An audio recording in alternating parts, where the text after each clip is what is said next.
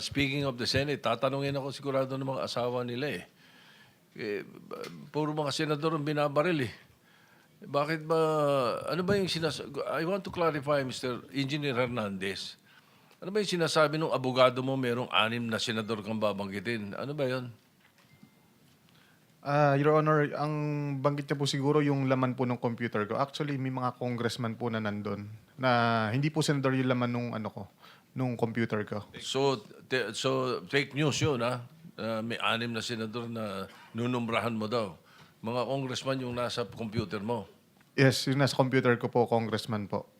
Okay, thank you. So fake news nga. O naligaw si Raymond. Diba?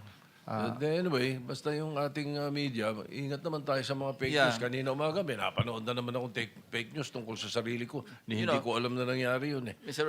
Senate President, I agree with you kasi maraming mga insinuations, nabanggit, Senator Sherwin Gatchalian, Senator J.B. Ejercito, kung sino-sino na lumalabas na pangalan. That's why we need to clarify kasi ikaw ang kinukote nung lawyer.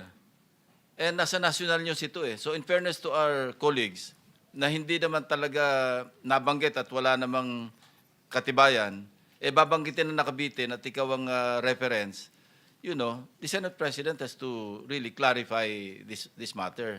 Because this is a sensitive issue. Hindi ba? Imagine, Senate Finance Committee, biglang sasabihin ng lawyer mo na, of course, he did not name names, ano? Pero may mga insinuations na sumunod, binabanggit yung mga pangalan. So for the record, Engineer Hernandez, hindi totoo yun. Hindi po, Your Honor. All right, thank you. Mr. Chair,